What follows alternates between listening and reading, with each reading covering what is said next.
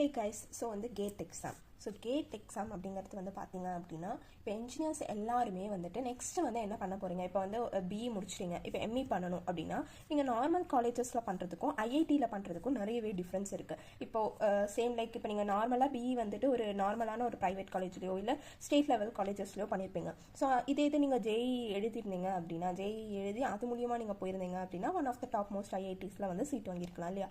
So அங்கே வந்து உங்களுக்கு கிடைக்கிற எக்ஸ்போஷர் அப்படிங்கிறது இட் இஸ் கம்ப்ளீட்லி டிஃப்ரெண்ட்டு. அது மட்டும் இல்லாமல் வந்து பார்த்தீங்கன்னா பிளேஸ்மெண்ட்ஸுமே அந்த மாதிரி தான். நீங்கள் வந்து இந்த காலேஜில் எவ்வளோ உங்களுக்கு வந்துட்டு ஹையஸ்ட் பேக்கேஜ்னு சொல்கிறீங்களோ, ஸோ அது வந்துட்டு அங்கே வரும் average package R minimum package அப்படின்னு ஒவ்வொரு காலேஜை பொறுத்து டிஃபர் ஆகும். அந்த பேக்கேஜஸ் அண்ட் பிளேஸ்மெண்ட்ஸ் மட்டும் இல்லாமல் உங்களுக்கு கிடைக்கக்கூடிய எக்ஸ்போஷரும் அந்த அளவுக்கு இருக்கும்.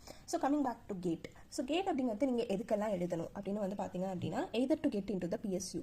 ஸோ பப்ளிக் செக்டார் யூனிட்டில் நீங்கள் வேலை வாங்கணும் அப்படின்னு நினச்சிங்க அப்படின்னா ஒரு பிஇ முடிச்சிருக்கீங்க. ஸோ வந்துட்டு கேட் ஸ்கோர் இப்போ வந்து ஒரு 90 அவுட் ஆஃப் 100 வந்து 90 ஒரு இது வருஷம் மாறும். ஸோ வந்து இந்த மாதிரியெல்லாம் ஹையஸ்ட் ஸ்கோர் வச்சுருந்தீங்க அப்படின்னா உங்களோட பப்ளிக் செக்டார் உங்களோட டொமைனில் வந்துட்டு பார்த்தீங்க அப்படின்னா பப்ளிக் செக்டார் யூனிட்டில் வந்துட்டு நீங்கள் வந்துட்டு என்ன பண்ணலாம் அப்படின்னா உங்களுக்கு வந்துட்டு வேலை கிடைக்கும். நெக்ஸ்ட் அப்போ வந்து பப்ளிக் செக்டார் யூனிட்டுக்கு போகணும் அப்படின்னா இப்போ வந்துட்டு அதுக்கு மட்டும்தான் வந்து நீங்கள் கேட் எழுதுவீங்களா கேட்டால் கிடையாது.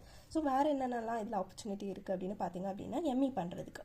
ஸோ நான் முன்னே சொன்ன மாதிரி ஐஐடிஸில் டாப் மோஸ்ட் ஐஐடியில் வந்துட்டு எம்இ பண்ணுறதுக்கும் வந்துட்டு உங்களுக்கு கேட் ஸ்கோர் தான் வந்துட்டு எசென்ஷியல். நெக்ஸ்ட்டு வந்துட்டு என்ன அப்படின்னு வந்து பார்த்தீங்க அப்படின்னா உங்களுக்கு நீங்கள் ப்ரைவேட் ஜாபே தேடுறீங்க, ப்ரைவேட் கம்பெனிஸ்லேயே போகிறீங்க அப்படின்னாலும் ஒரு கேட் ஸ்கோர் ஓரளவுக்கு இப்போ நீங்கள் பாஸ் ஆகிருக்கீங்க, ஒரு குறிப்பிட்ட கேட் ஸ்கோர் வச்சுருக்கீங்க, ஒரு 30-40 வச்சுருந்தீங்கன்னா கூட அந்த 40 அப்படிங்கிறது உங்கள் ரெஸ்யூமில் போட்டிங்க அப்படின்னா it is one of the most advantage அப்படிங்கிறது சொல்லலாம்.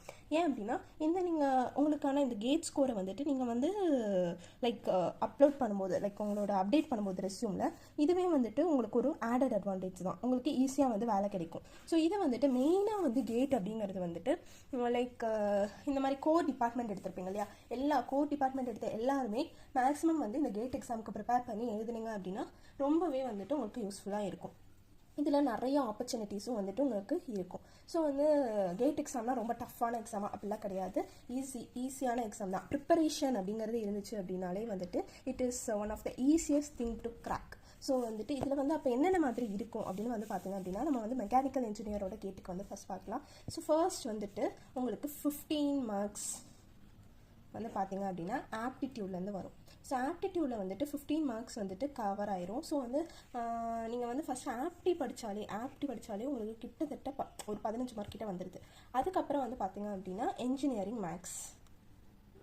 So M1, M2, M3, M4 வரைக்கும் சில பேருக்கு இருக்கும், R M1, M2, M3. So மெயினாக வந்து இதில் வந்து பார்த்தீங்க அப்படின்னா அந்த அல்ஜிப்ரா, கால்குலஸ் அண்ட் அல்ஜிப்ரா, அதுக்கப்புறம் like probability and statistics, differential calculus அந்த இதெல்லாமே இருக்கும் இல்லையா. ஸோ அது எல்லாமே வந்துட்டு என்ஜினியரிங் மேக்ஸில் வந்துட்டு கேட்பாங்க. ஸோ இது வந்துட்டு ஒரு 11 to 13 15 மார்க்ஸ்க்குள்ளே தான் இதுவும் வந்து வரும். ஸோ 15க்குள்ளே வரும் இந்த என்ஜினியரிங் மேக்ஸ் அப்படிங்கிறது. பேலன்ஸ் இருக்கக்கூடியது வந்துட்டு உங்களுக்கு வந்துட்டு கோர் சப்ஜெக்ட்ஸ்.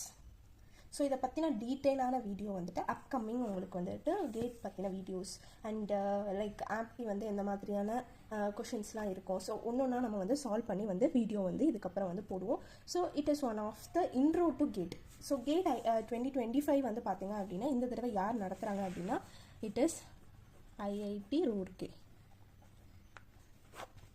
ஸோ இவங்க தான் வந்து நடத்துகிறாங்க. ஸோ இந்த தடவை வந்துட்டு கொஷின்ஸ் வந்து எப்படி இருக்கும் அப்படின்னு நம்ம பார்த்தா தெரியும். ஸோ வந்து இப்போதைக்கு லாஸ்ட் மந்தில் வந்து எவ்வளோ ஸ்பீடாக ப்ரிப்பரேஷன் பண்ணுவோம், எந்த மாதிரி பண்ணும் அப்படிங்கிற வீடியோஸ் எல்லாமே வந்து நம்மளோட சேனலில் நம்ம அப்லோட் பண்ணுவோம்.